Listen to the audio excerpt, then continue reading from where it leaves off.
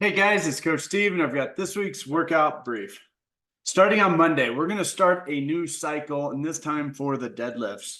On this one, we're going to build to a heavy 1 rep deadlift, and we're going to use this number throughout the next few weeks. So be sure to record your max deadlift for this so that we can base the numbers on future weeks off of this effort. You want to build up to one that is pretty darn close to your 1 rep max. That means the heaviest you're able to lift with good form for the day. And so take your time, build up to that so that you can have a good number to build your strength off of, so that when we retest this in about 6 weeks, you'll see if your strength is actually changing. Once we're done with that, we're going into a 12-minute AMRAP, 12 burpees, 12 toes to bar, and 40 double unders. And we're looking at this to be fairly quick hitting. The 12 burpees around a minute, toes to bar, probably 2 sets or less. And double unders, generally, I want you to be fairly proficient with those. If you need to, scale those, but it's a good opportunity to practice some double unders as well. If you're always going to single unders and not practicing those double unders, you're not going to get any better at them. So bite the bullet occasionally, practice those in a workout, or practice those before, after, or during open gym. Great opportunity here. On Tuesday, we're going to practice some squat cleans. Get really good at doing squat cleans because we're going to have a lot of reps on it, doing 21, 15, 9 squat cleans and ring dips. The squat clean should be pretty just sustained. Don't feel like you've got to go super fast on this. Just nice, even, consistent reps. The ring dips, on the other hand, should go fairly quickly. We're looking at doing those in about 3 sets or less so that you're continuing to move through those and getting that good, nice pump feel on your arms and chest on those ring dips.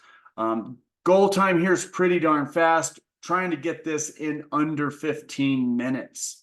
So keep that in mind as you're selecting your weights and movements so that you can move through this consistently and quickly. On Wednesday, we're going to start practicing, and this is practice for most of us, overhead squats, building to a moderate heavy 3. The focus on this is more on the skill side than it is the strength side. A lot of people need to work on the overhead squat. So practicing that, getting more reps with the overhead squat at a moderate weight is something that we can all probably benefit from. So that's the goal here, is just get some practice going at a moderate weight, probably well above the weight that you're going to use during the workout. During the workout, 21, 15, 9 overhead squats and box jumps being something a little bit taller than normal. You want this to be pretty decently balanced between, hey, this is kind of hard, and hey, I'm going really fast and I'm kind of having a hard time breathing. That fine balance between the two. If you're going to make a mistake on this one, go lighter. I would rather you go faster on this one and get through it quickly with some intensity than languish on a movement and really struggle with it. So think about doing these things in under 3 sets. Consistency on those box jumps is really the key, but really focus in on it. If you lose focus on these box jumps, the fact that they're a little harder is going to make it just that much more dangerous. On Thursday, we're going to start off with some push press, build to a heavy 3 reps, just to get used to moving a load at a moderate heavy weight. Then we're going into a 20-minute AMRAP, 10 push press, 10 kettlebell swings, and 10 box jumps.